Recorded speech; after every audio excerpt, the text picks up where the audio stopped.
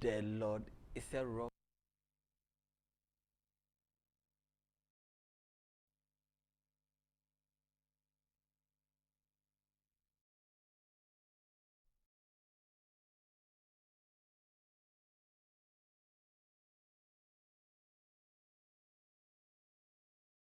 I mean, if I say, why you put in tia, what share ye suye papa.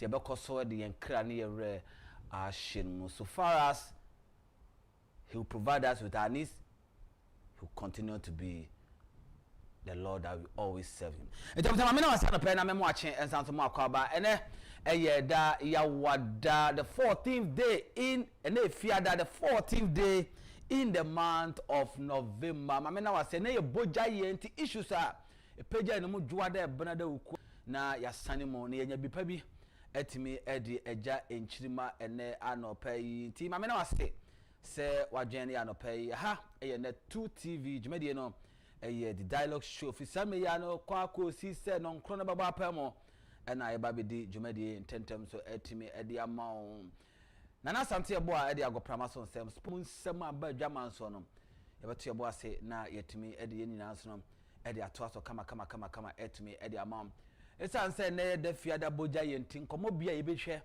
anope Eddie ama yera Kennedy akompre kwa Agyapong na otwe mu nyina na kwantu a wotu anama wotu efa ni unity tour no ho mantama ahodo a watwa message odi akọ de wa free mu ne foforo a wa hyase ehun kita wodi nya no anope yebedini nyina abo no po kama na yetumi edi ama na otwemu ya nso nsama ayo se mekusi ye ewo eye wax sport stadium abra mrantie ne mbaba wa wakwakopa adwuma akwakoye na da me catch us Ghana mabunu de na apeke edi ama ye wakwakoye bie no ayo se mekusi ye nipa mofra makoma ba wansia nsia a wafiri mu ewo atiatfasa asiso sam komoni nyina no anopa bit ma catch us asafo mpanyimfo mienu akasefo pa mienu ehho kan de enti ohwa kan se de ya pam wo mo anase ya transfer mo details ni nyana anopa ye de be ma ewo the dialogue show so ene anopa na fe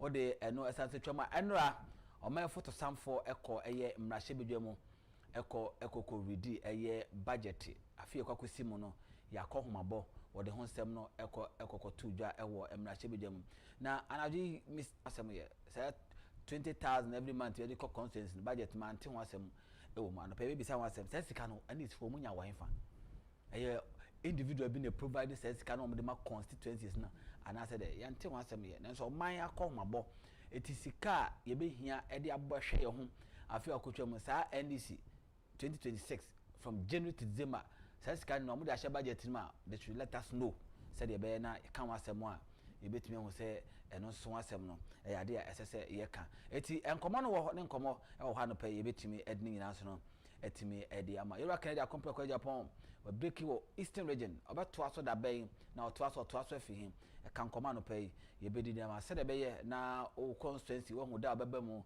na owura mu a wo so wetimi abo ho na wetimi awe kam no kama na wotwi me ne wa hye yedie me waka yedie ho asem saa kwan onipa bia no asetrem ne ama sese wo ye na etime boa otrimpo sese wunya adwen sese wunya na otime ede pem ede ekowanim na ene efa ba bia ye hwe na no pa ne ede ahye ho nkra ne fiada boja ye being the 15th the 14th day in the month of November no yentie success usually comes to those who are too busy to be looking for it. You know Henry David asama okanya no. O say success usually comes to those who enye busy for nothing no. Enye mom ye busy for nothing no. Na mom ye too busy looking for it. I'm breaking it down at yedie anipa bia pese odiye wate asefo asase no e makeke so so na yedie aba yedie wo homa wo ma wo sinkete yedie wo homa wo ma wo retaso we di wo ma wona wasi nkete wo meta so honhom se mekwa me sempera medi na usi sankete no na wo weta so a unya sa weta so honhom na yemfa nna yemfa nye motrobojo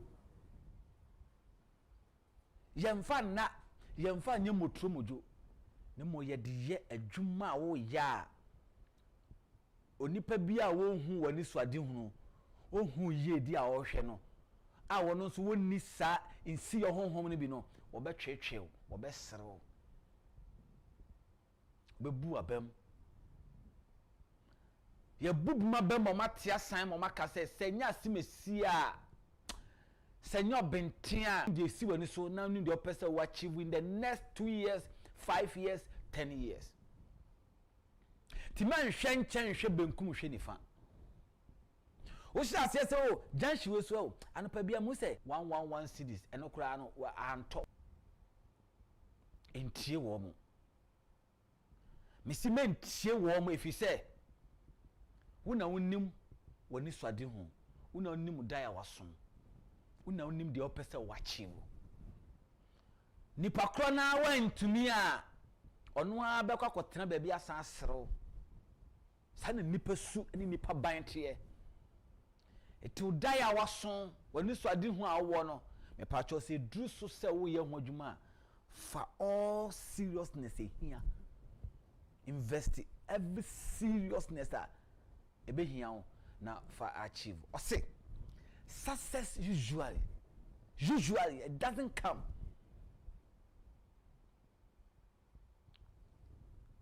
to obi a wada obi o ya kwadwo obi o mpadwuma obi o nyadabi na mom it comes to those who are too busy looking for it. Anopai, I want you to be too busy ewa de bia wo ye bia mo ta me ka cho sa de bia wo ye bia no fa komapa fa adwenpa fa okra ore onipadua nyina fa shem na ye ni ye se nipa nyina akra se wo hu ye nipa nyina akra se de oye no wa appreciate wa nipa nyina akra se wo de oye no kbo nipa no ye mfa no kwadwo onfi tatale onfi nandom onya yigbeni nya kroboni nya asantini ye fe ne Yehowa ona ebi fe no man ebi fe no God ebi fe ne Yahweh ona ye fe ne Yehowa ono ene kanipa kuma manipa bo nipa so focus Israel nyankopon nka ho na onye wadom wensem pawura Emmanuel Matefi same ya no ekwa kosi se eye nonkron no ebeba pamu ena ye the dialogue show jumedie no ye de ebro de amount ti say da me ka kire wo no wakoma mu ne wadwen mu anye fine ensusu boni untimi mwa na emtompo bo ma no untimi se de wo pese siw yie no manu si de yie sa pepe de me di chawa no pai eno na ebeboa ye na yetumi ede adwumadie no etimi ede atintins ebeba wakwemu na fe yato yebo ase na mensanso ema wo akwa aba na fe yemfa sports no yemfa entoaso ema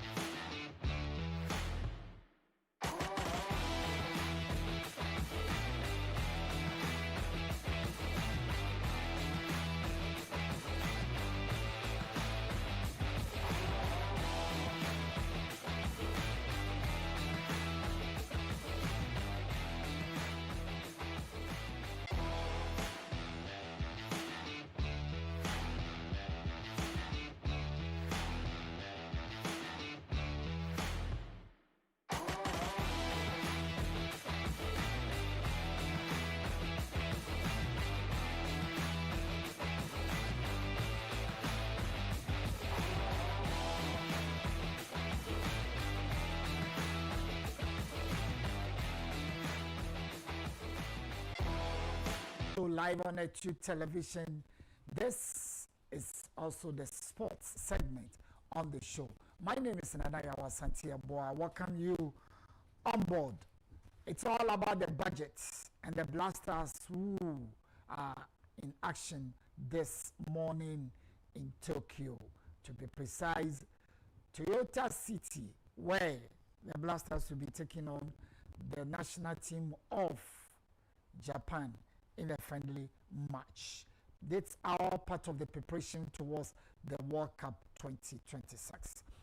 Yɛhwɛ budget a ɔmampani nsianemu anase sanahene the finance minister de tudwa ɛfa blasters anase World Cup anaso sɛ yɛ sports ho.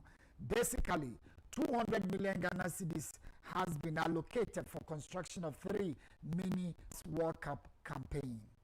When sika yɛde ato hɔ no. The question is infrastructure dada na yesi deɛ ho ate ayɛ basa no, what will happen to it? Even the ones that we have, we cannot manage it.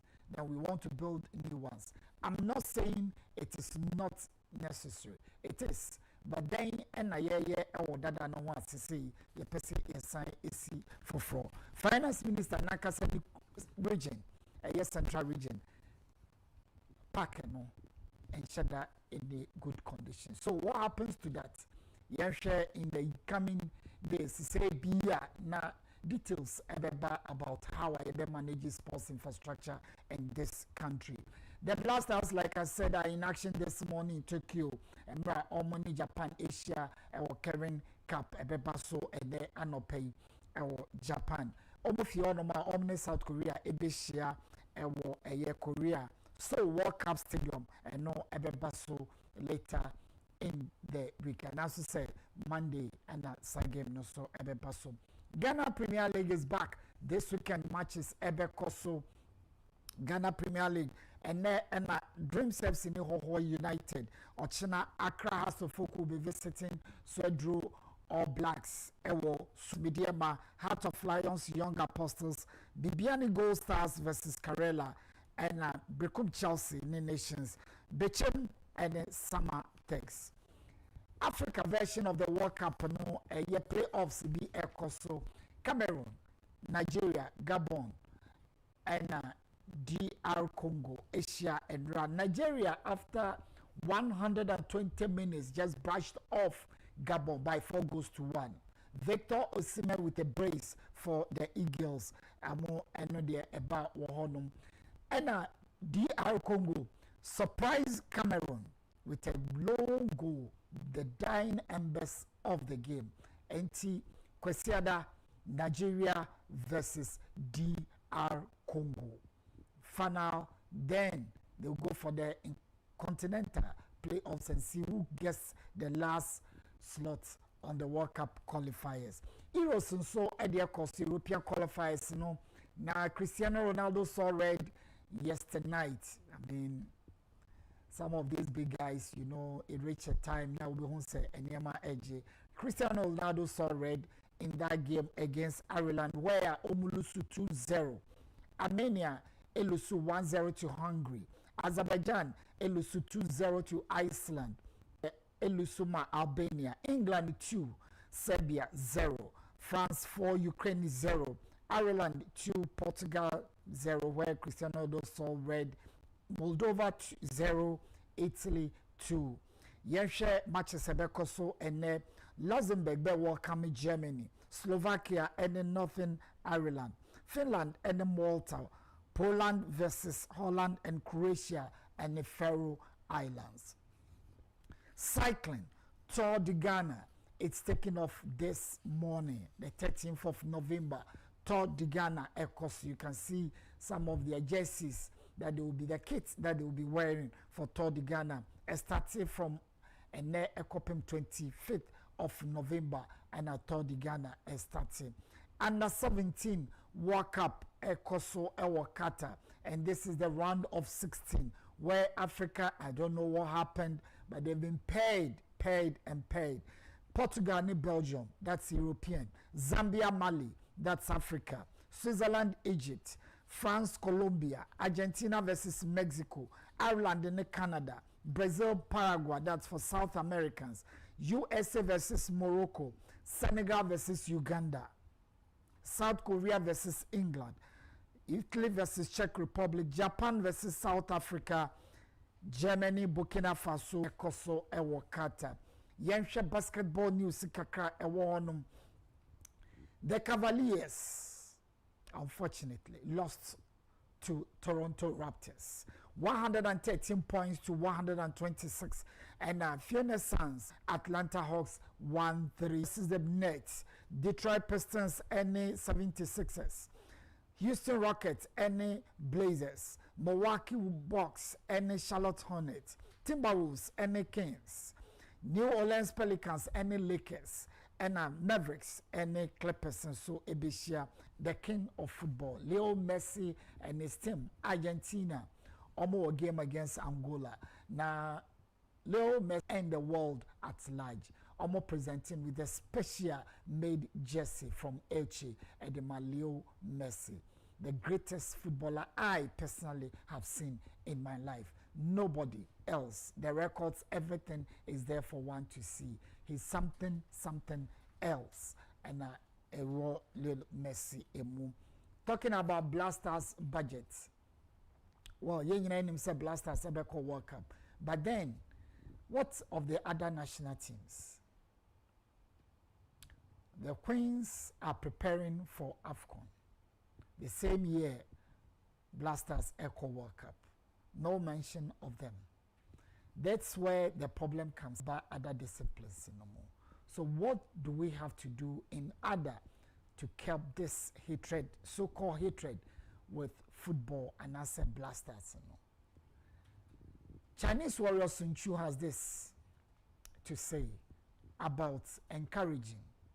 He says, if you decide to give everyone, there will not be enough to go round.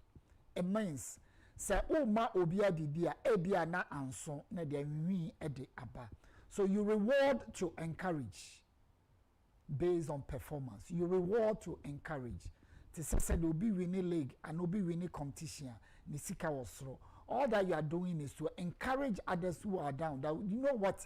So we ya also akitua papa ewo ho edemau. Ba ekoba se ba kunkuwa ebeba adesinumu. I hope say you betumi adwen toto adwen ewo sanema we ho say de be ya atete ya nkrofo ekomu no and also eto ebitwa. There is no doubt that football is the passion of this country. Football has done so much for this country. Likewise, other sports, boxing, tennis, mention them. Omu nyina obia a playing a part in a way. But then, tembiano, na kwa say football. It doesn't augur well for us. Yenhwe stadiums are omu besisi. The minister said plans are far advanced in terms of drawings and designs. Definitely. Akanyama win elsewhere. Oh, rumors of it echo round, but this you don't see anything. Is it the usual political thing? What went into it to say be a raging way, adie way near the call near Kwakosi? Why is it always about just putting the structure there? Yankai there is see or who Yakosi airport said this year and then aeroplane beland or no, I don't even know. I mean that's it. Train kwanya ye no. Benka last time I said train echemu ko mpakaman. These are things that we need to look through before you be put up infrastructure. Yes, San Siro is being brought down. Why? They need to upgrade themselves. Why? San Siro, a fast up over 70,000. Now they want to bring it down. Not say Omun Pesika, but they've seen something happening in other stadiums. Real Madrid upgrade. So say major sporting events, concert, everything is happening in there. Bringing them money. All you need to do is to put the stadium in use 365. 365 is 365 days in a year. And yes, sir, Ochina, assuming CSC stadium, which I think it will definitely happen. Yes, you Lions and I say, United, the boy, you know, end of story. Oh, Derby. Oh, na ye koyese o ye be ye na 6 match be Independence Day. No. When ye nkete. I'm not talking about Nkoko Nkiti, Mekanema Nkiti. We need to think big. Look at what others are doing. So, me abai we are a wasuya. Mensi Krano and Yesunyane Sports Stadium. Just one big one, Sunyane. That is a massive statement. Now you renovated the Akanina and it will serve a purpose. So, me kase other regions no here. Mifi Eastern region. We see stadium my akufo-addo asese stadium na de all sese kra ne de na de ye akufo-addo an shede ni team papa bia wo ho no Eastern region okwo sempefe enwa mesrew ni de mo aye nim sempenifo. You always think through these things, but we need to, because na mo ya ye kosi water plant ya ye kotwe apunsu. I mean, does it make sense? So woman so ni twa soga kope ekobo pumu. Yes, plant need to mean maybe we can't pay electricity bill. I was so purpose now is been defeated. Are we going to repeat same thing in sports? The pray akemurem. Why did we think through it?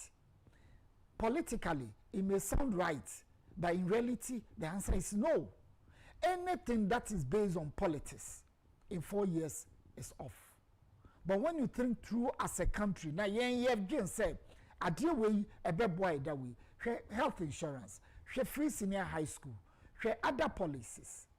One who said the airboy or mining. Say yet now only a yes, oh, me promise as soon as he say may you way. Agbekofi voter ridge obekwe obepi o akra buko mansa na obo boxing. Now who could see a boxing arena who almost any day. Oh no. They are not that in for that. That's it.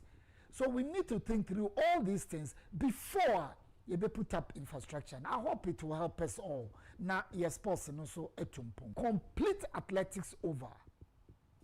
Kaneshi can be turned into indoor sports complex. Yes. Volley, indoor. Basketball, indoor. Badminton, indoor. And handball. Nina entisawuya. It's just the markings that will change. And even your baba tennis crana says so and now whether it can be indoor. But look at what you are doing. So Nanyamin Chadeno regime omoye very strong a year long distance. And the athletics over. Can you imagine Ghana Open and I say Ghana Open 1 Ekoso Ewo? That's it. So Yawo Ebia Yamfane say horse racing arena Ewo Tamale Bolga. Yes, Oti region you must just deliver and then go. Share Fiti your friend is saying so many Edeko Dumasipon Junction. I saw so and so you are fixing spin test, you are fixing motorway. Meanwhile, also the Bianini Fiba. You simply don't get it. Koshe Bayira Efi northern parts of the Volta region, Eba, Dambai, Pandai, na Koshe Road, a bit to me essay. Na why? The beer fitting may so rest in peace, Kwesibo time. Hawaii Way Road, and Asankrega, way, the beer so back on the tutu. Oh, Jesus Christ. I don't think this should be happening in sports. No, with sports, you need to be strategic. Otherwise, you'll be exposed big time. Yes, you'll be exposed big time. So all we need to do is to think through all these things. Yanchester Stadium, no, it's saying, share Esipon. Jendu Park, meaning the Jendu area. Jendu, you bet you near an indoor sports complex for the western side of Ghana. Yes, Jendu. I lived in Takrady all my life. And I know, said the Jendu eti. Esipon, yes. Yen renovate. That's it. Oh, yet now, so die you. That's it will help. Why? Your best yen penny for. And almost a more dream on my own, so your best I am Mumbisa. Oh, me no work say England. Journalist, BBC guy be at the Atodomoso. Bisa fans, referees, any major stakeholders about some of the changes they think can be done in football, a better enhanced game. No, you know the FA doesn't sit down. Dear FA, or better nina not the idea, not the on board. Share after Hearts of Oak game, our Kotoko game, the biggest game on your football calendar locally. Share fans attendance very poor, and so the FA FSO. But then good is not good when better is expected. Sports it's a more. Share sika yitiomu. Sepategia ketuasi US president. Yes, you don't believe. Yes, I mentioned it. Week.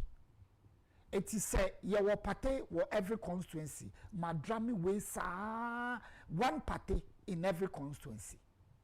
One Agbeku, one Azuma Nelson in every constituency. Can you imagine what we do to that constituency? Yes. So even if party decide to invest 50,000 a week, Manya Krobo, what do you think will happen? If Kudus decide to invest 50,000 every week, Nima Mamobi.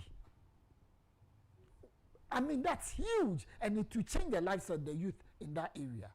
Koshe baby a Kudus bobo, Koshirayen, Weshirayen, Akase the way, Edebeye Juma, near the Ashen and Onyam. God created us in his own image. Onyankopon, or boy a sen and seso, or kase a wiamrana a wiaba, or kase wimrana wiaba. Abofono omo ye and omo di AI aba and ne ukra phone she radio nunyam adena yen kuade ye soma na why. What is wrong? In 2006 Arsenal ABA Emirates Stadium ano. Yes, 2008 Babia University of Science and Technology wono a ho and a Kumasi Stadium scoreboard essay ye kukru di abankran. We ye kasi explain ye ko nyakopon no se explain ya eden na beka we enye aglu eko independence school akoye mpaibo we ye bedwen onyakopon ka ho ye si weekend mu bigidi se de obe bia be se rade se ebe ne fa na ebe eno na se ye bisa se nyameti ase.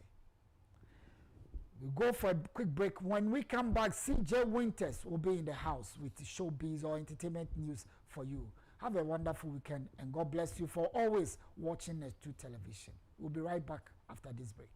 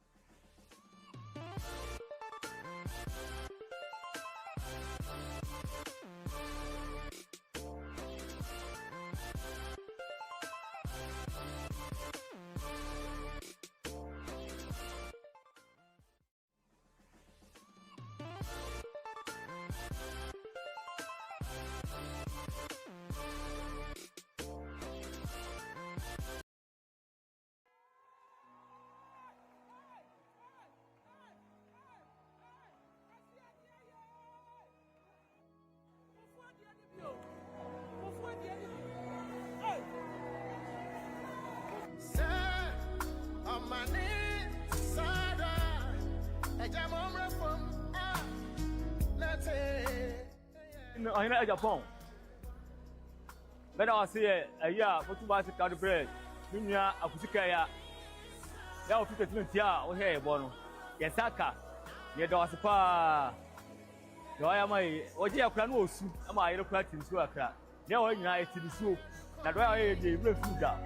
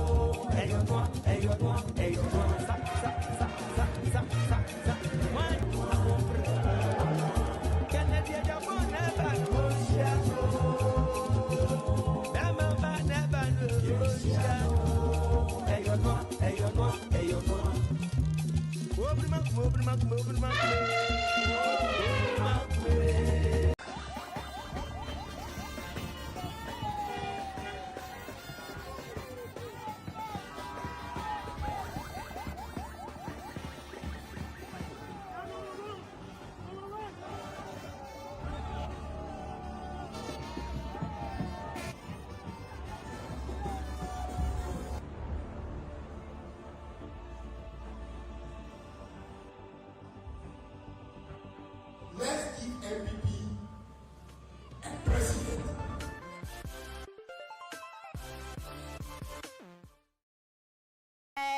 Penny Monday by Friday to television, the dialogue. And dear, the stories, them a G, McBlow, you know, me I will know as a goma. Now, never quite Friday, no, you will be having a recap of yesterday, me or by, and I want to show me your by, and I'll hey. And I want to show me your badge, and then the wire on pow. But you know, when he says CJ Wednesday, I've got you, and don't you know, Mama Modiana may mouse some, you know, small parts. Even though say, it means to me if I didn't know, Mama was a crank mixture. I say, we no, we story salad, and I made a bro on the dialogue and of it's best so bet me call YouTube, net 2 TV, Abewana na made a so I'm a virgin. Now I have produced big fishes, 38 musicians with 7 on themselves. We Hajia police.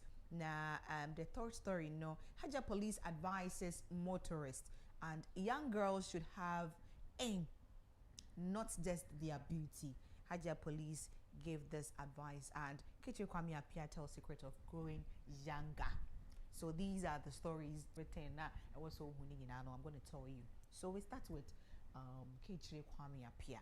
Now Kencity Media say, and I'm coffee bebre na no mu ade awaye, even though say the din no wa bonten honom say oh or your nyumtuni or your legendary why you say no adwuma pii wo honom na se nema pii bi wo honom a wa ya abusunya na wonni mu da. I tell you. Na nkomo yi ekoso ewo omane film adwuma nie with Kweku Burundi me am manager. Na ndra nkomo yi shock me, like I was really shocked to hear nkomo bi na ensem bi a ekoso abusunya yenkoni enkotie yem papa yi ensem ni bi a okaye. Musicians nankasa musician ben na wo produce no so ne nsa makola ani. Oh, Charlie P.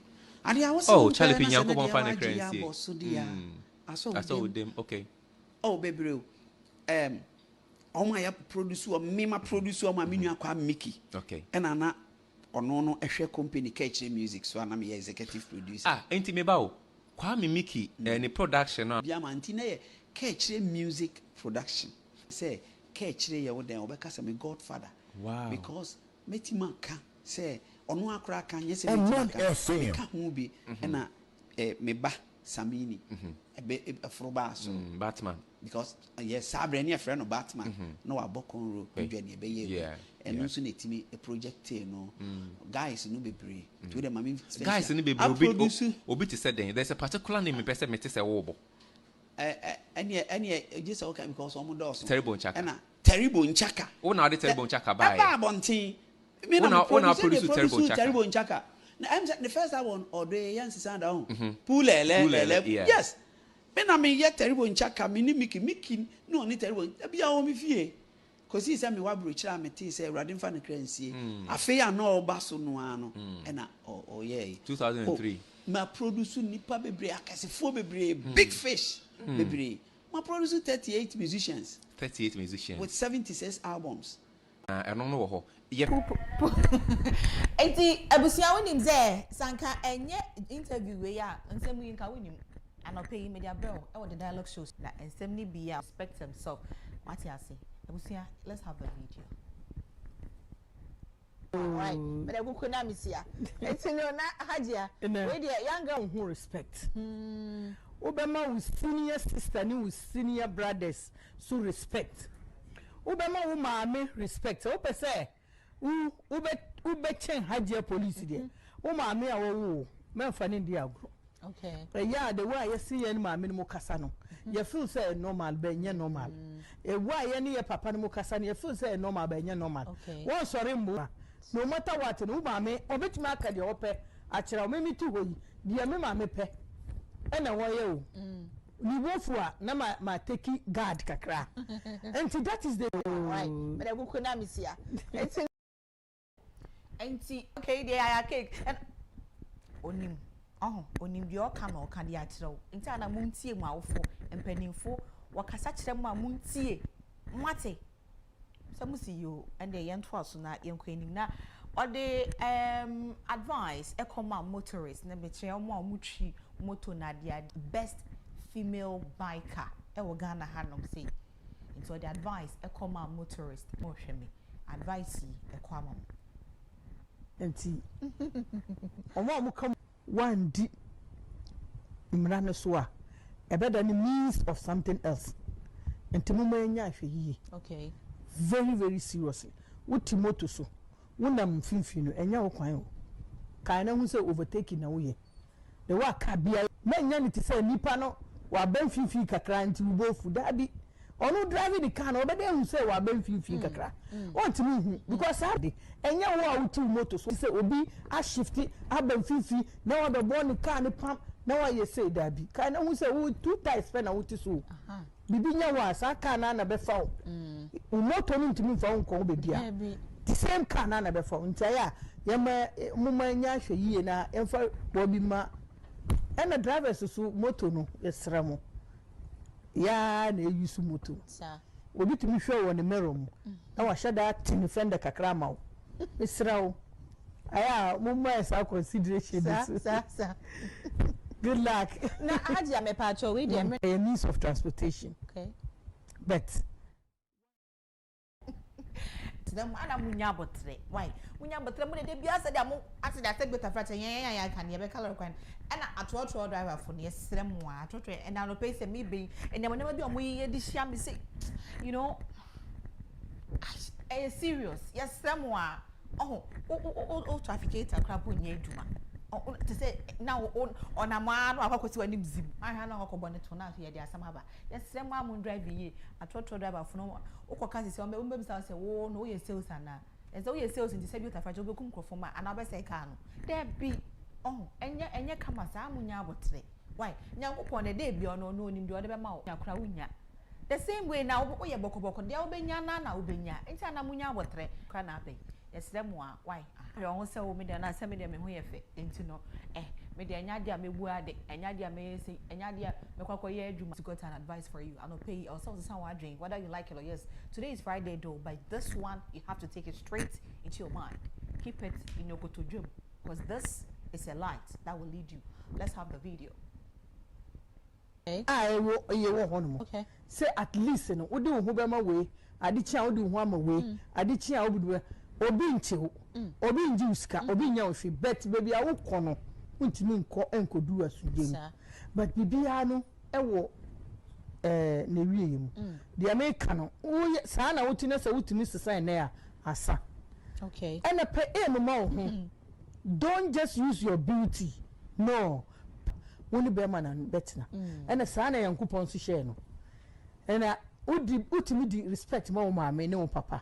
Bema be a one in the better between you and your own can not see you what. I will you one.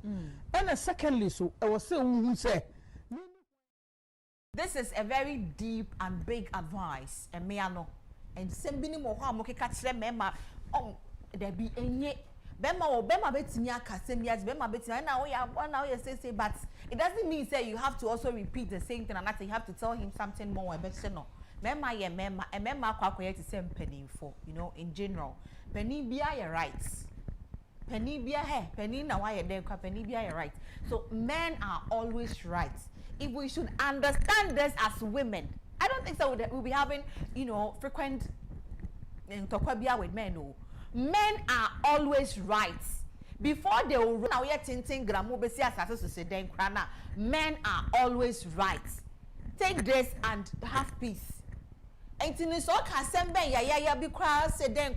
think the world will be a better place for us all. When in terms of relationship, marriages and all that, you know, so that we'll all be fine. Men are always right. So put this in mind. Do not forget about it. What's it? Good. Now, my last story, no, you ever called to Kencity Kwame Appiah. We've Kencity Kwame Appiah for a longer time now. Maybe those times in 1991, when I did Otis said you're saying na yem papa say and same ya o kan ye and ama other so what said ya otena come want to chin e course so enra e wo medumanie with Kweku Burundi e wo Oman FM abusia yanko hear video no Kencity, you look young as at 1994 now wa born no mo bia kra ni mo Ghana ha so won yini da manfo be brave nyina pa ho what is your secret? The secret is contomere and apamampesi. Eno na ma wa say mi min kase spices no ankasa na manfo akoka say ajima no asibo ne say spices nyeba min pe spicy food. Okay. Me the time bia no me pe artificial spicy foods or organic. Me pe organic. The time bia no mi nua ya oti he o dwa me ampesi pa ni contomere a otu say yes ekoye. Bema ne no aweduane. Oh, about me no, but empembe breno uluba bu akwa de ono ana bia because ye tukwan more. And ye tukwan so nko hyecho bank odidi entansi once in a while bi but baby e bedru bia no. Enti ye kwakoji hotel kra na ye gi baby e hyemu a kitchen wo ho a ye betimi aboy ampe. Ahini a wodi nti na ma o adapt to lifestyle na. Every tete min peduane so chi e na ahini no nso aba beka ho. Service peduasa e bi kra na oba na oto aton. Wow. Enti na ba sa ye didi mu de ya ehwe ne ye. Na nanom mpesa. Enye. Nye na. Kencity, you look young. So that's Enfa or how be Enfa, but this ends my story. And then Friday, and then maybe bring another because after this, but my subscribe to some people. What I see, there is one person be a maybe one person I'm going to be sharing but passing I'm going to be now quite brutal to see a party. I'm going to train so. Now go on drink so kaka because I kwado so to kwaya ebe hard drink will be to say a walk dakuman okokompe michiao pa you are doing a great it's a great test of all time where you the goats in a field of work what you say so michiao pa yankopon kan na nails and more beauty palace beautiful oh fra dental fra what you say so a bigger shout out to you CJ Winter sending me Apiwana na meta so me virgin so asanto aye crado nsempa aye crado sabato why you na my crado no super review no it's coming your way stay tuned do not touch your TV enjoy your weekends I love you guys.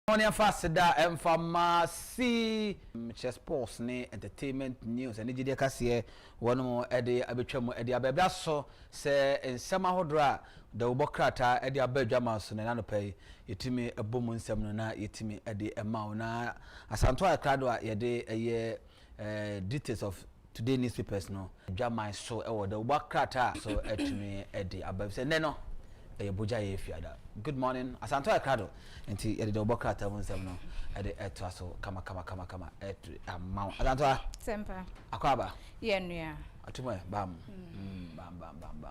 na tebia da ye de nyame adom bo bia fine nyame adom okay ede wadias papa eti famekoi abusane efiada boja yenti nkata yensa kan wo dialogue jumedi so na TV so mraso say ye de enenim no ebetu dwa head maw na mede daily graphic na ehhase ediamaw daily graphic atafa etoso dumi say chief justice asisi ano wono ena eye acting chief justice a wo omai konkro ganemu enti se na ye beji atumu se ye nyintumu endi samanyu ko ni chemu se wo mu no mu ye dom dodo e wo mrahye bedwafie enti katafa to so dumi ensan so eboya manese Ghana man pani owura John Dramani Mahama e de atudwa se wo ba be create jobs ama mebu a wo mo se omuni adwuma aye na jobs a wo ba be create no eye 800,000 jobs and na ye ba be create e de amawo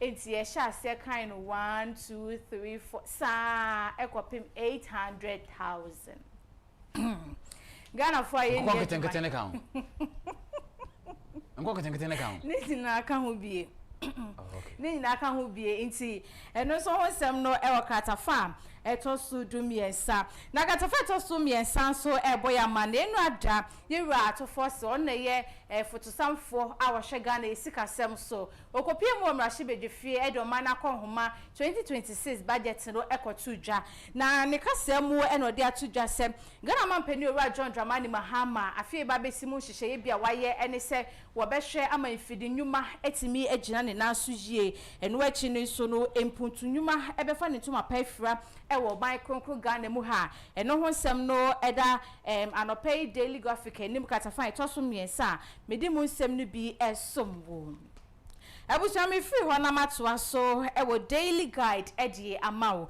daily guide edi ababetu dwaka owari wono yeyi no afri mu a owura osei asibe na be no first na 800 na 800 million besisi ade aba from aba 623 million Ghana cedis anope no hunsem bie so eda enim ha na katafa etoso ensia eboya mane efa yerapo bafo bone sisi awono eneye acting chief justice ewo omai kronkron Ghana mu ha eno hunsem no so ewo enim ha sei na ba ko bie ma eno so ewa ha ensempa yesi Ghana man pani owura John Dramani Mahama wa withdraw 1.4 billion every district assembly common fund.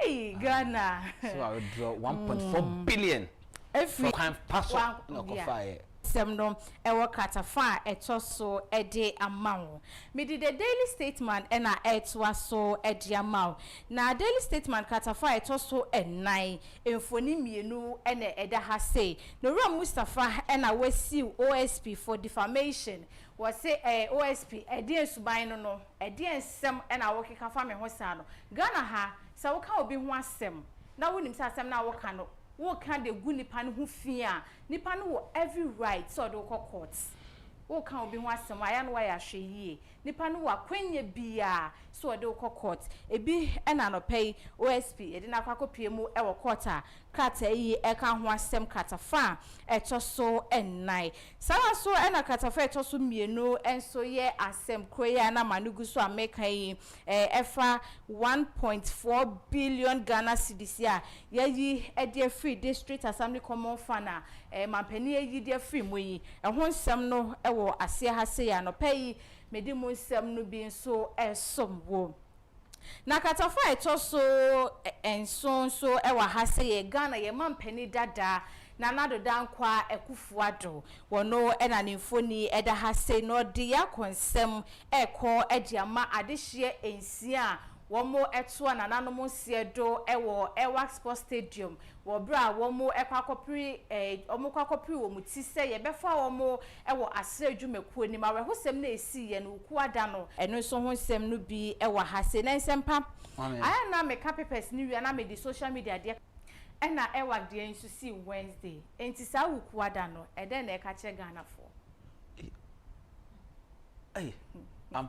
ampa watwe ma gya kwasem so yeah Ghana for bi se ukuada ni muaye as a Black Wednesday ni ado so kroma do we need to find out enti eno abatsan a womo ahwere womo emma enti eno ho nsem no bi eno no na me di the new weekend crusading guide to aso ediamao ye rato force ni foni eda ha Ghana for to samfo ni foni eda ha se na wo se Ghana mampani owura John Dramani Mahama ka kire Ghana fo nyina se Ghana for se ne be ya yankasa ye niema ye betimi use enti wo hye eyirato force se won hye buffer stock fo na ye beto emo ebro kosua ene san niema no ediama buffer stock no wo mu de feed emofra wo mu wo free senior high school ni mu na se ye ba mountain so nkata wo ma ye wo mu ye yo so ya bin so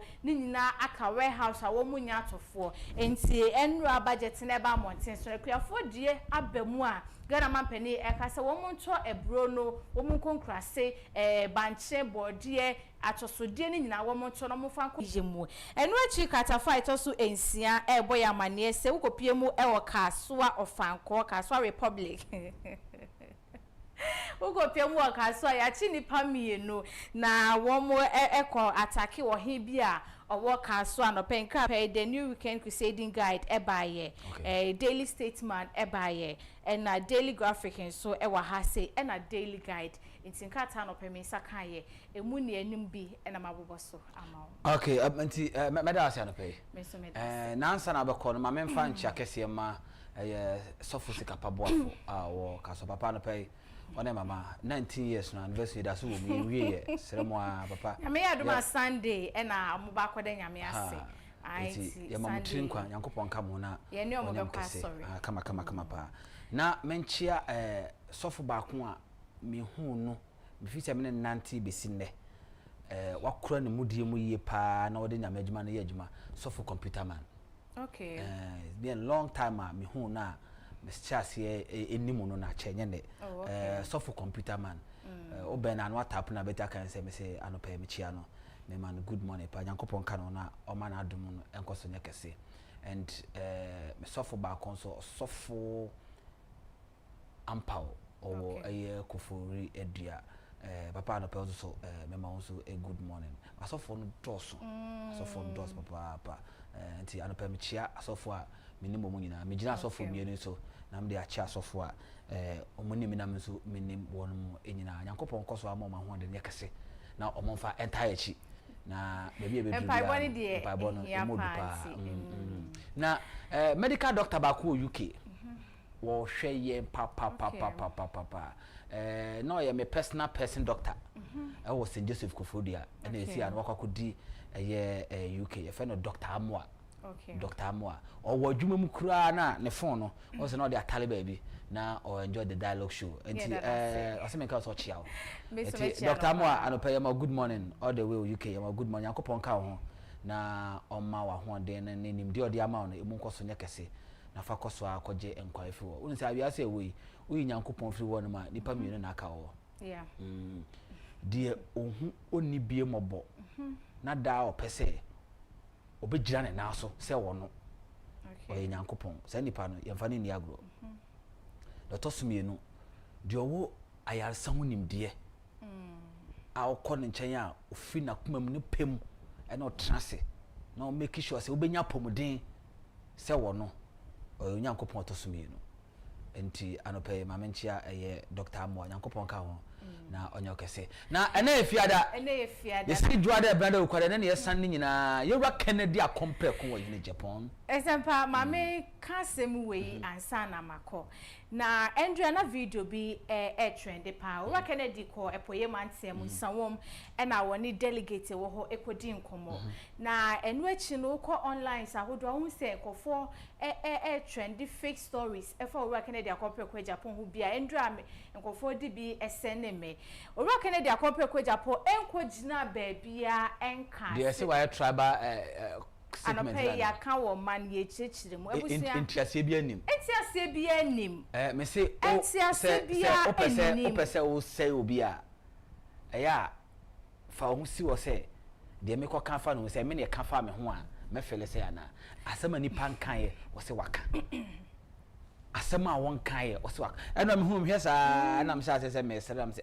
we Ensapashe say I don't hear who say I don't one political party internal election back on. Say nipa bia we ataso say nipa bi obegu nipa bi anim asia kunanim asia na so ade we emfa no jai. Ensapa Ora Kennedy starting the campaign to him.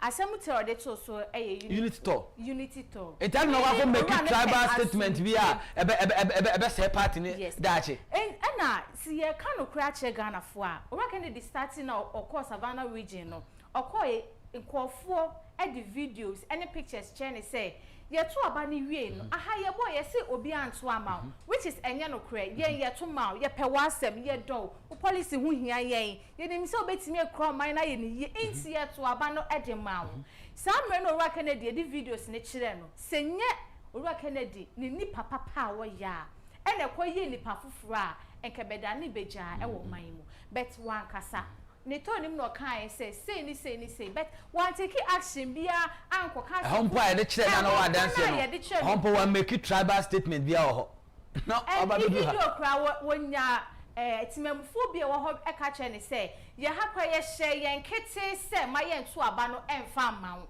enkofo ka kire no videos wo ho audios ni ade wo ho ye di bi kwa ye news Ora Kennedy take action bia e wo ho enti adanti no wa bonto afiri hwa wie na wa ba insapa imagine say me pre to me na say me komi achema na maase a me ka cha achema na maase fo say me free mu die ne me ase bia sida enti say me kasa e ye bone mo kwa mutimi shekete say ma monto aba ne fa mo Ora Kennedy ono die say bi mu jeni enni ni mu nti ono de wanti ya ebusua kasa ne ya adoso say bia opese wo ye bibia na e ka say ken pe kasa o ti say ya Ora Kennedy ba bia na dwenda no ye say obema Ghana edi yie enye ntokwa ena enye alapetra enye mpuatwa enti se ne mo hihye mo nema de ba no expose mu ankasa se ne mo hihye nema ne de ba expose mu ankasa enti mu de mo nyɛ mo hona mo hihye Ora Kennedy su ni delegate kasa ma delegate atena se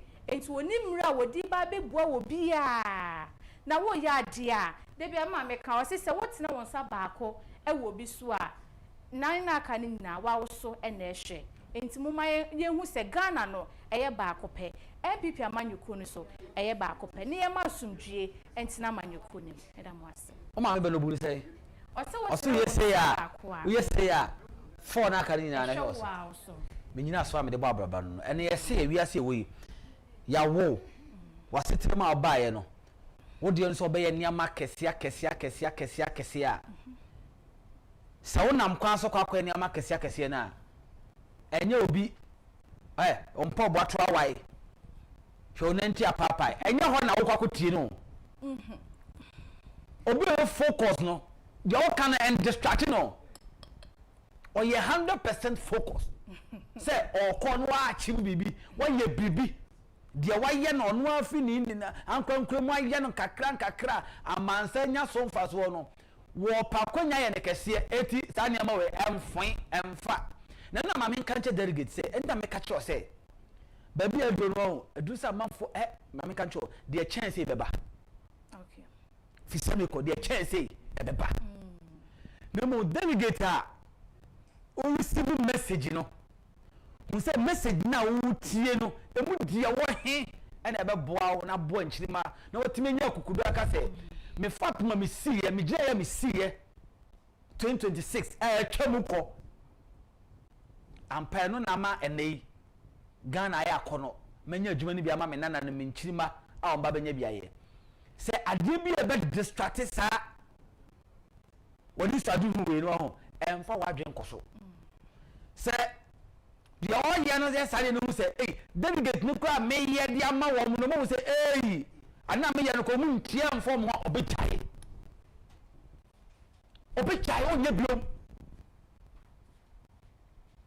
onye biom emka so tia say enti ade bia wo ye bia no mo ni nkoso ye nyintum say policy no message no de nam no eno na be boa enye de obi tin chen ka ena aye say ena ne na achia ena okasa no ena aye say obi say onte brofo eno no o say suit emaba wan nsem ko we wa ki ena obo ko bi say brofo ta chomudi o met na chomudi ne o mo tin chomudi de be boa man sese ye emra Singapore one individual person change Singapore with education, trade, and discipline. No?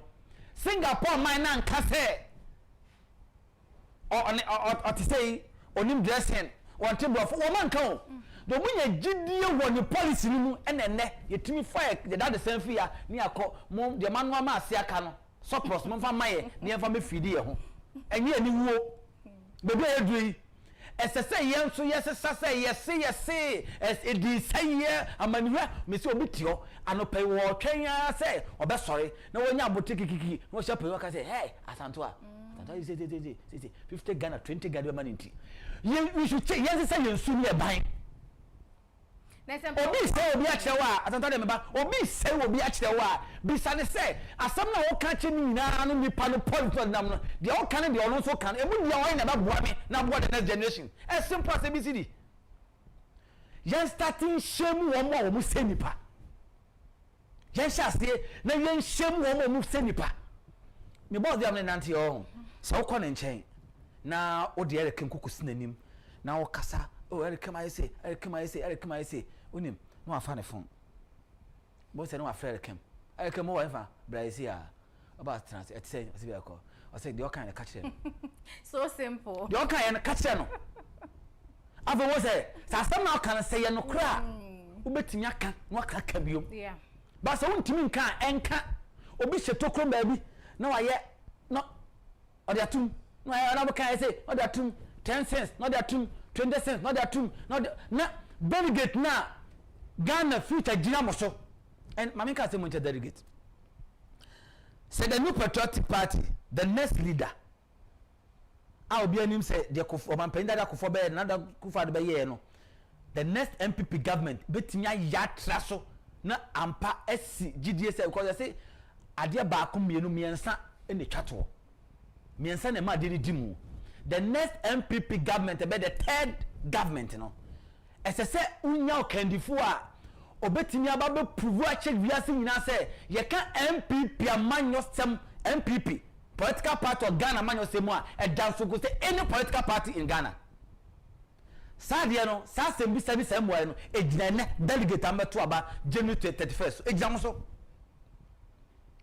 enya Ghana for so enya Ghana for nyina so enya delegate MPP delegate exam so someone timi an confirm an stamp de akofo be yeye na da ko fa be yeye no someone timi an stamp ma wi asini na hu a ma mu jejereje exam so yes eti tie message no et na da make catch say get the message let's spread the message together adini nya o spread ayedai sadninya o spread ayedai de bia mbegina na mo a me ni obi atem any of the aspirants no kwa me mo obi adi o me show so da me dey say me projected me boss I have 1,000 reasons to say honorable Kena Kompeko Japo lead the new patriotic party 1,000 reasons so me what 1,000 reasons so me need time say me ko bo obi di na makoshe dem aka say me twa bibia to social media so dey afa any of the four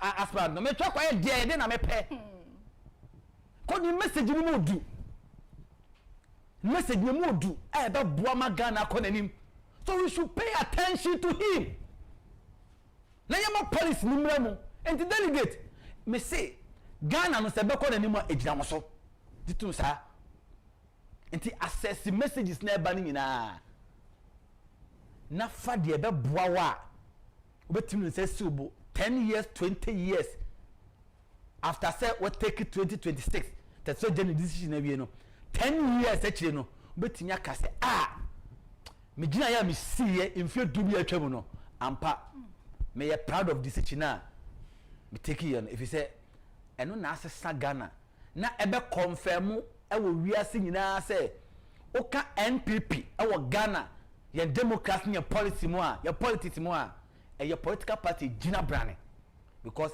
ye be kan yakọ oban panyi kofo de e de abetale ho another go kofo de e de abetale ho o de yewra ken akompa ko ja e betale maka say any ade na ampa o because we buy your ye o say no we nso beto aso do di won sa ba beto aso e na MPP party no wo munim de omoye wo munim no mo hye amamu ofa na udwiri gu a dachi ebodin a mo se dondo ne ebo ntimi nsa wasi utrase ebodondo na ntimi nsa wasi utrase esempa ba ku bia mede kan ho ene se delegates mi bisa mo anopai se ye mo bisa mo ho se enipa hodo a wo mo predibre wo MPP amanyoko ni mu no emu ahe ena omo bontoa na omo kọ regions ni mu omo ko hu se ohaw bi se wo ho enti ye koye mfa bibi kakra enko ye hwe ba kana di videos a trendy e wo media isu ebi kwa na eyi wo TV isu a aha sei no wan kwa akọ bi wo hospital ho dabi okone nkan plans kwa bonto wa wadi delegate kwa kasa na nkan plans wo kodu ho no hu se dabi a whole hospital enemo amu hia no ebru na ewo ho enti sisi ade na metimi dia so mo asinie yebusa ye ho se enipa aka wo mo bonto an emu he ena omu so maye no Kennedy eye electronic chairs no kwache no ba ku 25,000 which delegate pay face say somebody 2 minimum owura Kennedy akompre kwa Agyapong abusia obeye manabro wadwene wonti ase so de bia ye ka ensem ne de se ne ensempedi kan aka kakra bi ni ato abey ensem ebeba monten so doson nenso wugina ya wasi eye gina ye papa ema wo ankasa wabrabo wo madaache ene wo man ni yeyo ene se wobeto aba no ede ama owura Kennedy akompre kwa Agyapong asanta me that's why boza and then me do be call lunch me no mo favorite Mate so kra me do be call lunch na na efia de bia be fa aya woni wo de me kwa ye ni CJ nko CJ sunne CJ we de be baso me man momo kra onka na adanu de no wanya ma oh edem dada mama no momo be 3-4 times obejina na onka oba kama no feeling so about no about that na me da say abusia mama na me ho na me ba ye de nkomo aka no ebeto aso e de ama yewura krista donko aba ye ba be di nkomo e de ama ye ba sisia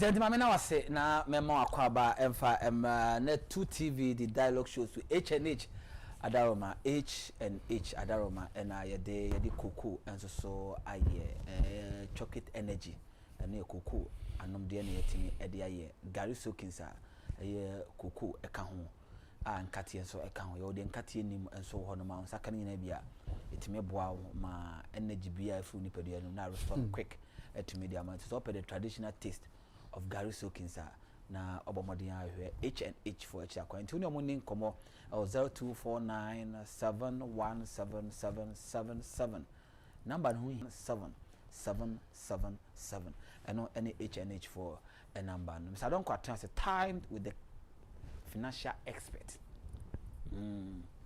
time with the financial expert you rakisa don't go aba coming so the tradition goes on yeah Kencity Media so era champion akwaba na ya wako de e shemza na bia ye hey we di chale Auntie Monica no pare ma good morning why yakopon ka ona ma wa ho den enye kese ma me why yakopon ka ye immigration officer no pay chia papa commissioner na metafre wo chief no pay me ma good morning ene wona ehwe ye wo Kumase odan aboso kan any baby away bia no pa onfa fiada time with financial expert you akisa donko e brain fa nia growth sa ha no o ka asem se de tie asem no o kan se de tie na o de na o se ne fa document bra na yemiem na yehu se o de ta wo no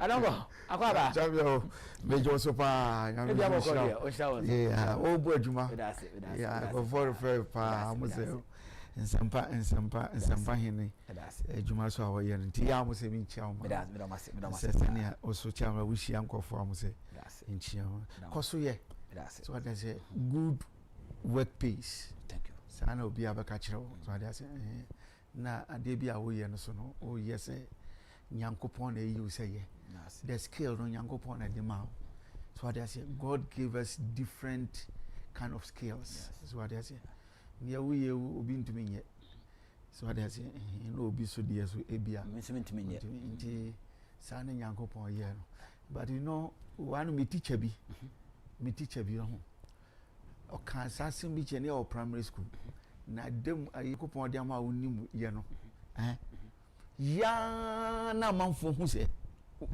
unim ye nyankopon de ye to that extreme and you get a reward for it o si ne wonim ye no ya na fako na unim dia o si dia because obi akọ odidi ya what I say eating competition do obi edu oburuchire so what I say bibia obi oni bia no do it to the extreme you get a reward for joy daddy for industry CEO tia me no yeah o ka kire me nema me enso say ade bia onim ye bia no na onim so onim ya edu so say wo ya o say fa wakoma fa wadwen fa okra eni ade bia onim say odi hyem ya that is it e be prove so onim ye no fa hyem na fa ye en hwe de obi ye wo nche na no na ese wo ye that is it that's what I say inti bibia onim ya me I was born a lecturer me too I was born a lecturer na me yes apart from the patient there we took our studies seriously and yes but me will say one a lecturer so what I say because you see a topic if you have professor Krabecha won't hear no and when I me chem student me share topic na no ma share say kwan be na be easier for them to capture it we say na aba na fe ma baso my story na fe what especially financial management say it's a very serious paper na top unim paper na financial management ahun we say one topic leads to another yes so that say the whole chair now to for topic we dey no aye David o for topic we here no about we say the understanding of the first one will link to the second one in this ana me no enti me for topic we not the other one no me close we say na your friend say you are inborn lecturer so what I say and I've succeeded all these years so what I say hey me call baby ana me master say me me me si hwa me so am class me boa school of business me MBA in finance. I was more than a lecturer than a student. Me am more lecturer than a student. Because me students, you know, some of them, especially most of them, MBA, yes. And so they ended up over class now. China then on Tiasi. And Saturdays, Amagada. 10 cities, 20 cities. No matter what, the population be 150. So I was more than because I was a church here on Saturday. And over Tias, and all of them every now paper no. Good. So what I say, I love teaching, and we've been around for a long time. Well, as student, you are Michelle, I see or Chataya, Todebia. No, I send messages. I was in your class. I've qualified. As you, that is how Nyankopon. Yes. But we also content with the letter that we have. Yes. Content with it. But Nyankopon don't can Japan beba. Sure. Nyankopon don't can Japan beba. Sure. You send your town full baby biano. You will need your years. What I say. And also for a tone.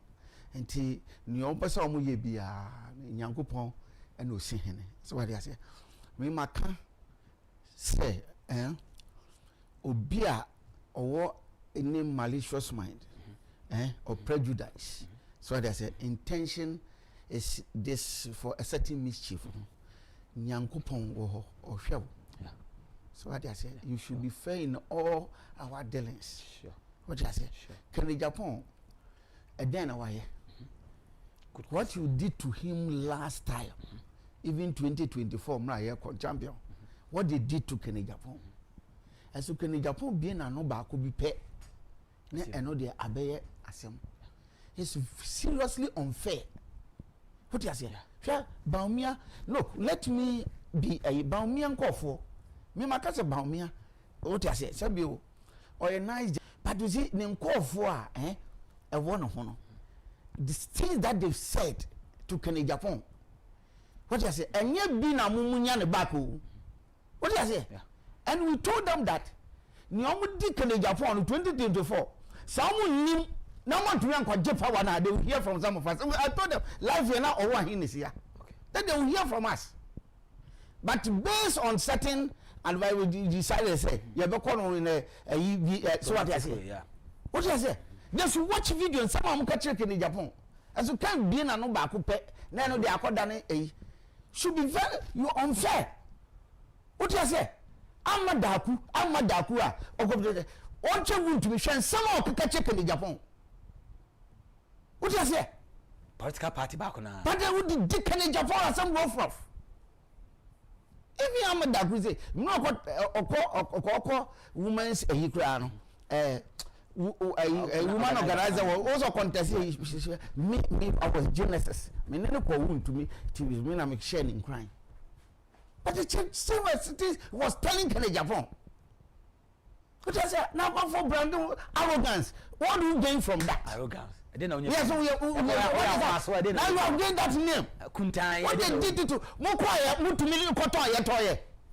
That's face fact. What do you on the heading? What I say?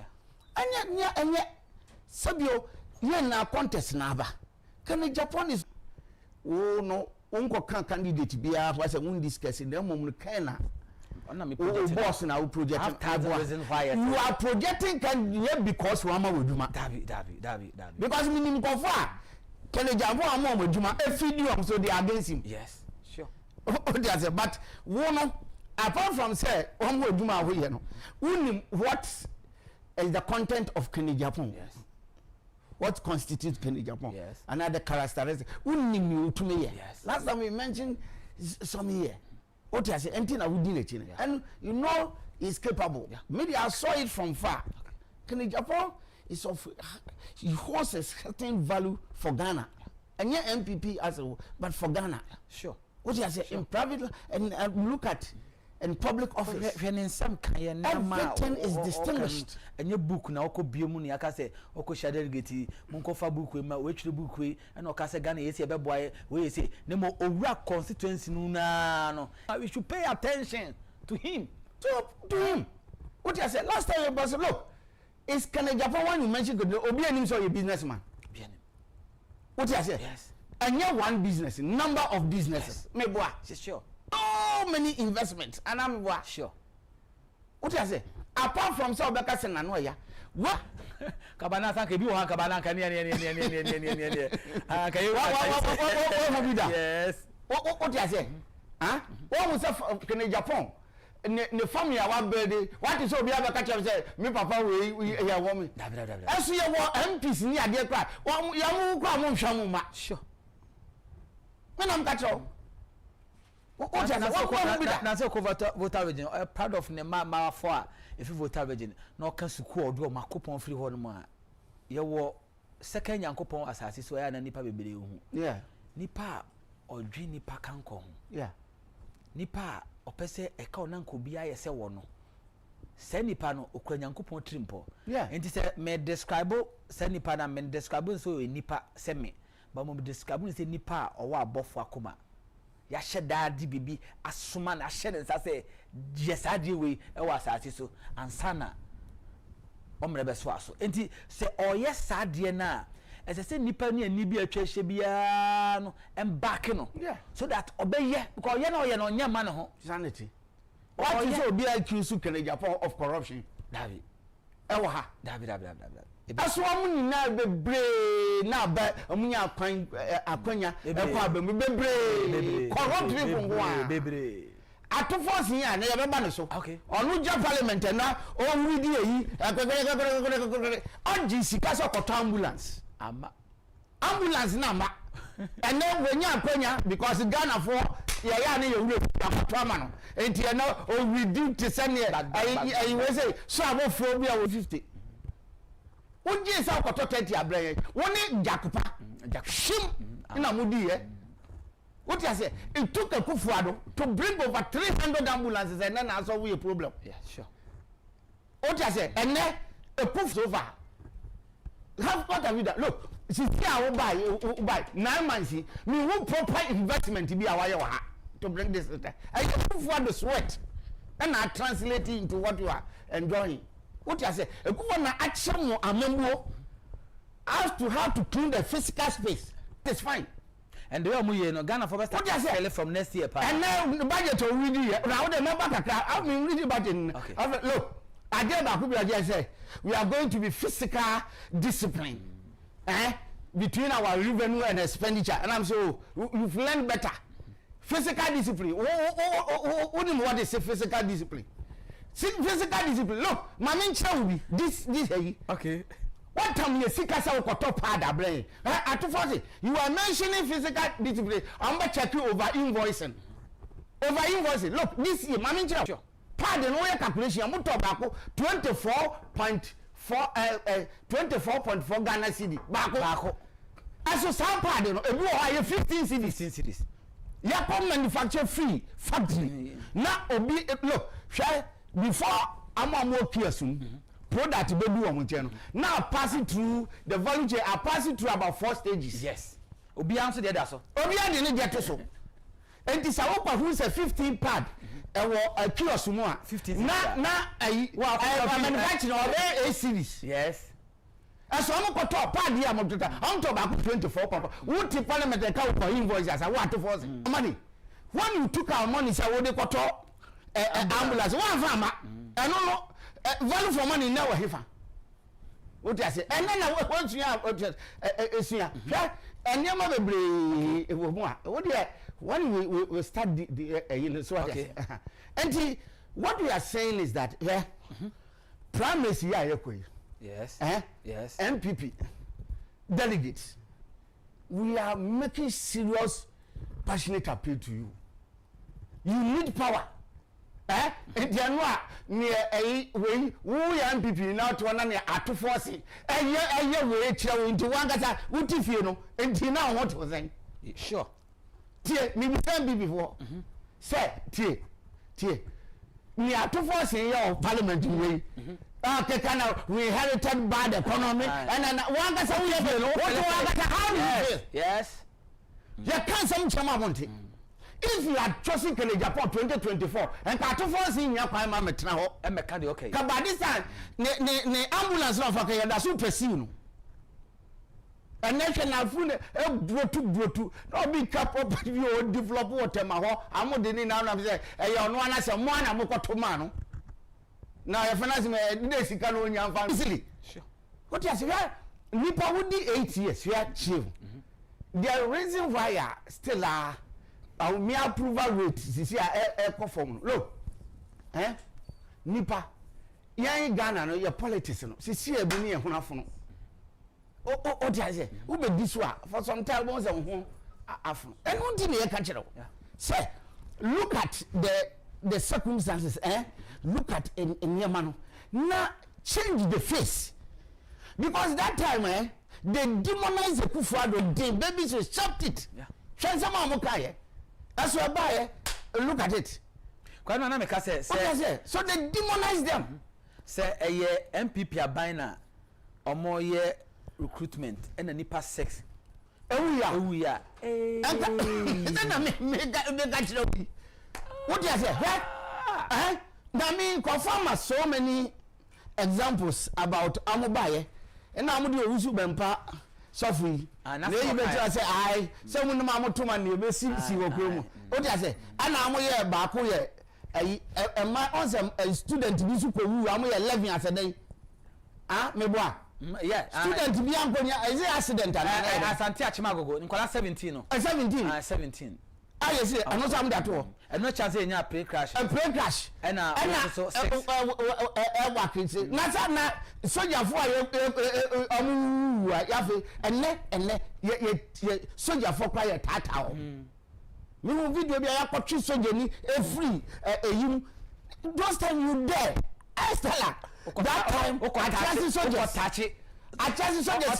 senior to me kotwe soldier ni fi kam Meka after 2024 election NDC boys no take omuntimi mo electoral commission ho ban no e can say me say sa de na see ye no e be empower you to be ma e be dubre bi no wo hye uniform kra no mo mfa wo nye hwe and ho na yadroi and no one edui right we said the time without number say on my way as be be edu no mo me sustain this ye ntwa so ye kai mante wa look at it obi kura kase ne e beba kura na so o ti ase enti yesre wo ye MPP ni oti ma hwe you have to do good service for the party and for the country o ti ase hwe you to be there to train it's about who can gain the power for you and the power no wo hwe mu a can Agyapong and oye nipa obetuma age power na ma enti e dey bio what you say matter yi be a fly and on a ma yes say you discuss can Agyapong yi matter yi be a fly say yes say can ko eastern region na or koka say meso media mu ni na something na mo kan and I'm say what is wrong with that champion young fan is me fly bear and I say me contest yi bi what you say na me odan matra we nti me ko odan na me ko nti me ka mo de me die mu a abaka na what is wrong with that abaka yes aname boa yes abaka what you say yes there is absolutely nothing wrong with that because me free mu all the ne dia o so ye what you say ko say me mo die mu mo hwe na mo ntoma me what about that one what you say enti mamu nteki nipa baako no ma wo say oka Can Agyapong so far why clean campaign sure mean tins wa bo bi kra eyida enti ja amafo kra ka say na Can Agyapong amafo bo ka say Can Agyapong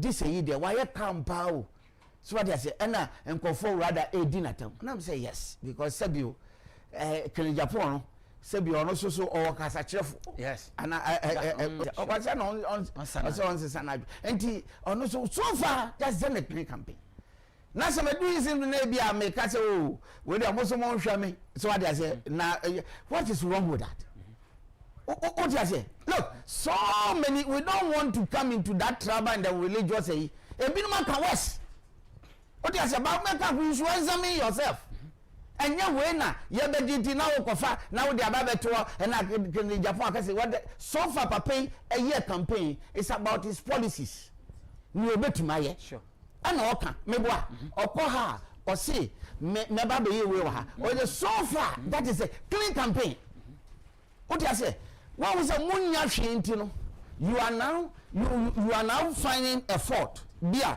and ya mudi baba target ayi yanya dia sa enti ya besre meboa ya besre what you say okay mamo emfa sade we ma ayi no obi anka ne obetumi aye delegate yes ram look at Agyapong look at him na hwe ene some tie ya sema ne ye ka enta na mo da so power sure what you say 8 years one for no that is all what you say and one or two factors in addition asa what you say akufo-addo did a good job for Ghana me na make a champion makasa akufo-addo me ntia be bia more me na catch me na catch the man did well for Ghana na me sure me right what you say let's put all jokes aside na me sure say ya ka obi oye adwuma bank betuma man power akufo-addo adwuma we and say can MPP be even 60%.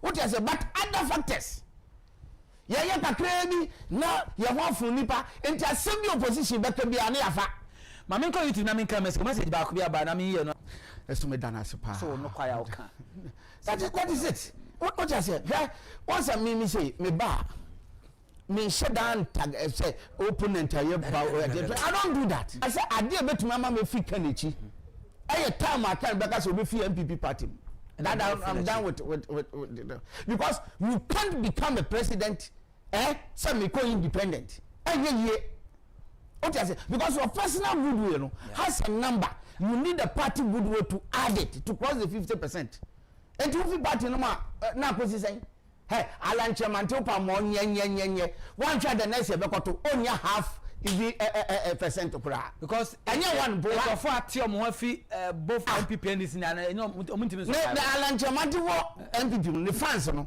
ofi here wo say fans no tuma drop it the good way attached to the point of fanko drop it nipa na nkese say oti no fi political party man ka obetimi presidential election went to me go sitano the before like send them free party na me ka say emma so da last time ya bobo delegate primaries it was a MPP the last year 2 times yes first you say elders and it year that time no that ya bobo na me me we no motor okay and then year counting okay o that now you the year ya your quality we am who say I don't know can uncle you know so what I say and I'm catching say we accept the verdict let's accept it wow na ye na yam fire ya hoodin yam fan taiba mechi party no but let me assure everybody Ken will not leave the party but if they fail to go amode ba me amudi candidate so if they fail now what to make 2024 Ken will take over what I say and they will hear from us. Prophecy, no? Me mom, we can't natural. Then I'm saying, Ken will not leave the party. And they've done everything inhumanly possible to make sure say they push Ken away from the party. Okasa no nimu rankasa but okana dream. It's a we cannot dream. And Ken so free party muded. And they won't. Me na make a right? Look, the party goodwill is supporting Ken.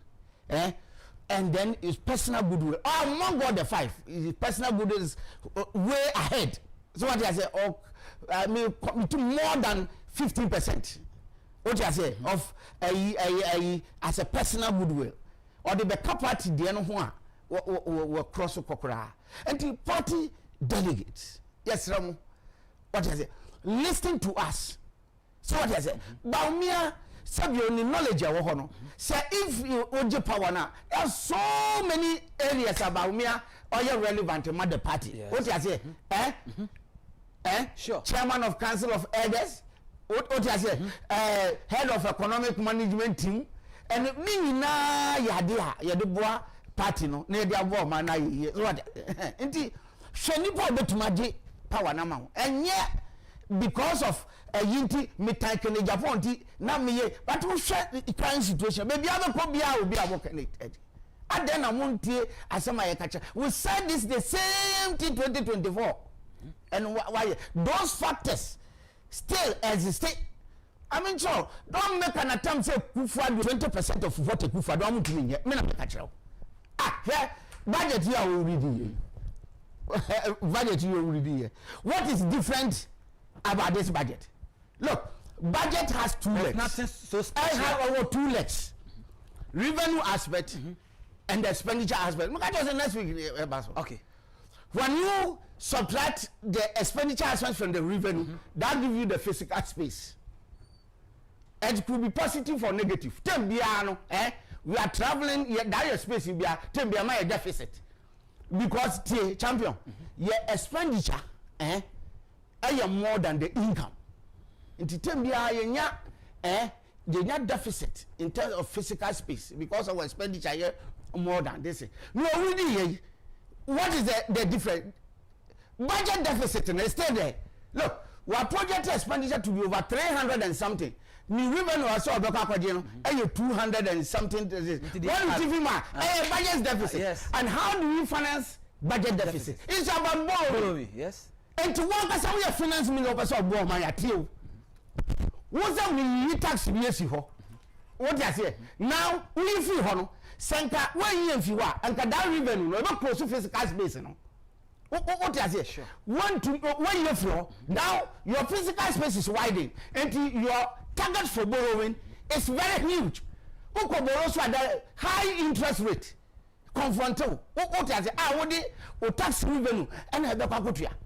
And to analyze say cheap kind of populist approach, you know. Me yana man for say yes, and no, I am one the nation, you know.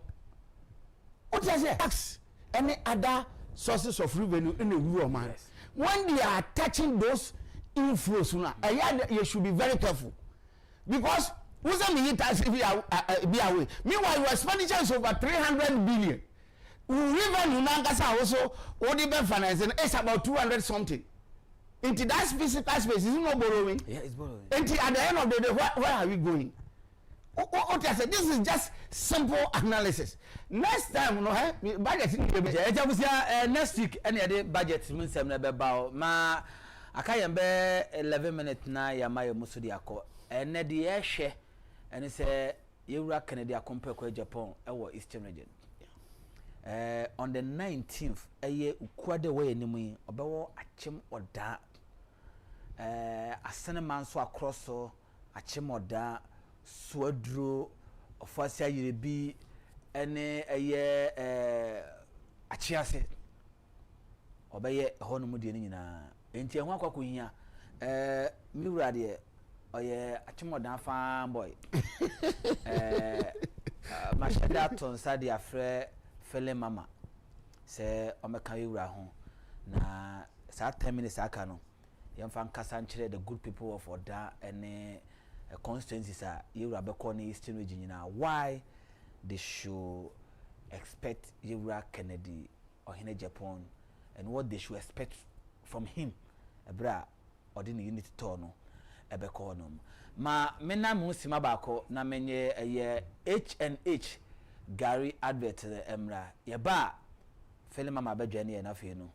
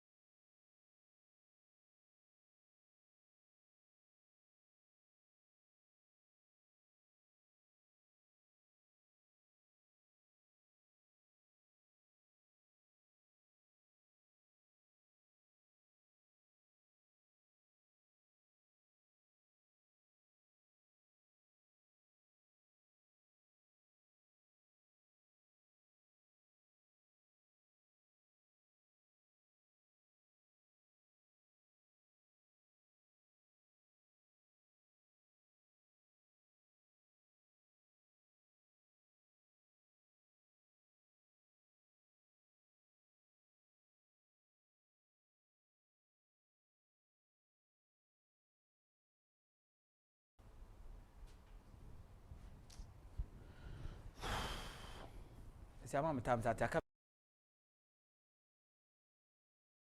aye ukwada a eda yenim ukwada eda yenim yayi no yewura be hyase ewo enkokọ abrem ofo ase ayerebi na waba akimodan aseneman so de odan de ye be welcome no ye especially akimodan and then virus as a man so be ko so adro ni ade enti will be there. Me and Kazan Saturday na moda. Okay. So we'll wait for Honorable Ken to come. And I will take him around. Okay. You to me, I Chidom. Okay. We see a hono areas in no crepa men can chose. I'm what I say. Fair champion.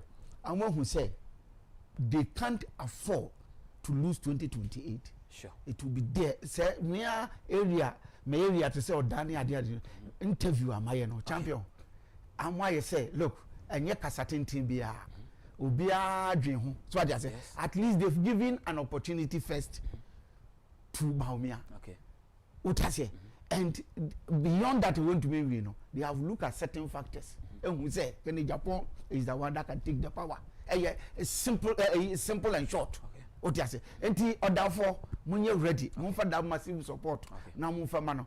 Don't look at. Say bia say ni enkofo ka na kana ye say no kan mesre yesre mamu luku adat momu yenhwe kwan ya we fa so beje power no aba me enra me trawa me hwe budget no ready have na ne abehwe me bo especially okay and we inherited poor economic and I'm say to voice in economy now me economy we 20,000 ambulance problem you want me anto yeah want me and then when you quote I say baka chance we inherited bad economy obi see 111 hospitals to my ya and perform kola among post school she sika papa e the shell education who buy first year pra we say no posting grandpa aye completeness 9 months show me any monumental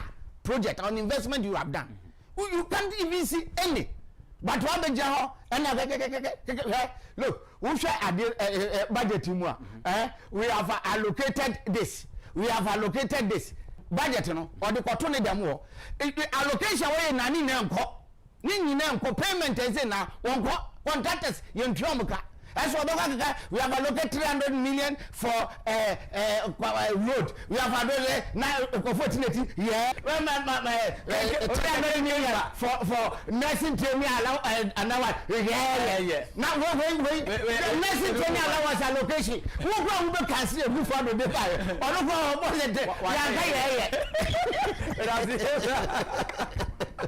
Hello mama papa. Yeah. Adom. Aka me dey kan chia ye papa. Ba bia wo bia one na chidifo. Me chia Auntie Stella, me chia Auntie Christy. Me ma me akua bia ma me chia obia, me chia Pogas. Me chia obia ebo asomdwe ba phones. Anopa de odanfo aya no kre. Ya papa nanka oba ho Saturday. E na bibi nti. I went to Myanmar. Anya me ya adoma. Wednesday and obeba Mr. Odafo ne yakoso sre any delegate no me pa mo chew mo hwe ne a esi nrai pase obebie nwuma na wamma young girls ya maya nya bia ye eti mo gidi pa se nanka enwuma wo ho bebre te se ne aye papa ekan enanka we obi ye we a eti nka ye mai betumi akofofo wo ma hwe nipa opepepepe omo mo gina bonten kura ahomete me ma omo abusuafo nyina hyeden na saa atoyencham kasie e de atoye sa adwuma nti obi ba kopa adwuma o wanya adwuma no so kora anye wa hwede ye pam cha o delegate se si amu na bibia hye mo nse o yesra mo se mudi kan e de ye papa ba e na oman ni nyina so to ama ye papa na wabedi oman no so no watumi abie enwuma na mo maya nura sabota frache o omo ko hwe omo nkwan omo nya bia ye iti yesra mo edu ho a mo fa ma ni se kutu se bam na ye nkwa ya nim mo hwe ye papa kufuo baaye no ono de maternity care embrace ye papa so akufo-addo baaye no adwuma ban na omo nkoye iti mesra mo say ye papa kan se obebi adwuma momfa abane nhyɛ ne nsa momfa ɔman ne nhyɛ ne nsa na yɛmpem kɔ yɛnim na menim sɛ mode hyɛ yɛ papa nsa a Ghana yɛnim ngu ase da ɔbɛyɛ adwumaden na ɔde aboa yɛn nti ɔdanfoɔ nyame yɛ adom a wokuada ewia mo wɔfoɔ nyinaa yɛne mansofoɔ bom ɛwɔ ɔda Methodist conference hall 3:30 pɛpɛpɛ ne yɛ wɔ hɔ mommra mo nyinaa mommra sɛ kutu sɛ bam na momɛtie yɛ papa ɛnsɛ mpa a wɔde nam a wɔba bɛka kyerɛ yɛn meda mo ase.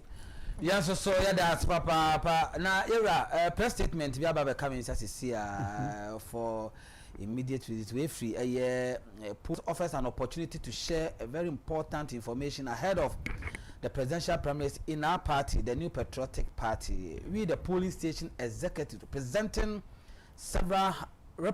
several hundred members of the New Patriotic Party in the Takwa Inswayim constituency, wish to affirm our undiluted support for Honorable Kennedy Agyapong in the upcoming January 31st, 2026 election. Okay. The Takwa for polling station for Ababetum. I think it's all good. It's all good. No, polling station. I go the man yet there. Oh, we say polling station. Yeah. On the ballot box. Yeah. Omuna sorry I matches. Omuna nim say Hanamo. Okwa omachia unya wo mu te kwa wia okay aha okwa wia unya wo mu ye kwa nopa okay aha kwa nopa na wia nya omachia unya mu the studio na benya wo mu omu na nim okay any obi ote national headquarters okay so they are directing them yes omu na party ni omu dia yeah enti political party no the CEOs no eye the polling station omu na party ni omu dia yes enti say o employ obi true party ntini wakwakoye minister wakwakonya position bi na officer wadidi amen enti party internal election oti baby Trump wadi atem ekasa officer ese mo grassroots no mo am yesi wo so mo man hu say party nyane dia mo dia yeah so ekwa mafa so enye ntokwa enye bro enye atemni dia enye mpotwa eye kokromoti sanity na wa kire na ma na hu say wo na ma na ye obi enye ono na ma wo ye obi wo dia da so to police station one mo sanity enti mi hu niam bi say ya na ama me hu say omati politics na that is what I'm saying and one time na say olusu 2028 amasa hwe party no ho ni value kwa be conform no I'm telling you what I say and the person that can take that power is Agyapong what I say where anya compromise anya de bia national you know president the whole nation ye me da say awusia mamemfa birthday sin twam na fe time na so ye ma so na ye nko na se wudi wa woda ye ma happy birthday na tu ye crew ni ahefo nyina no na ye do picture to so kama picture so de ba no apede sere ye ka ho ade abani ye sa man sani wi ase nyina behwe say happy birthday to be na wudi wa woda bia we say happy birthday fan koma Emerald Dorothy Giftan Anan happy birthday to you or your immigration officer enforcement unit Koforidua a passport officer on Tatanapa happy birthday to you. It's coming from me Ankasa Daniel Asante Tanoso electoral coordinator and immigration officers are no more passport officer Koforidua say happy birthday to you Emerald Dorothy Giftan Anan Nyankopon ka ho na onyo kese pa. Another birthday enko emfama me my lawyer sana me friend no the general secretary of the New Patriotic Party lawyer Justin Kodia Frempong ene ewa woda me my lawyer ena me frɛ wo kan na beka no ena Nyankopon me bɔ mpa se onye emfama happy birthday to you my lawyer the general secretary of the New Patriotic Party you are Justin Frempong Kodia. The last one we say happy birthday to Boss Prince, CEO of Basinta Pharmacy or Madina Zongo Junction. Message is coming from Lami, Esther, Hapsa, Ima, and Afi Samuel. Womunina ye Juma ewo Basinta Pharmacy ewo Madina Zongo Junction. Say Nyankopon ka CEO na onye okase. Ene o birthday dear yesero. Inu na wo ho nyina chemienu. Ebenum for free of charge. The akano any ebeton. So happy birthday to you, boss. Nyankopon ka ho na onye okese. Dr. Mose and I say memfa message we emfa emam eti eno ane de si ya ma mu so akọ chief champion enti be share na by next week no dito na ya budget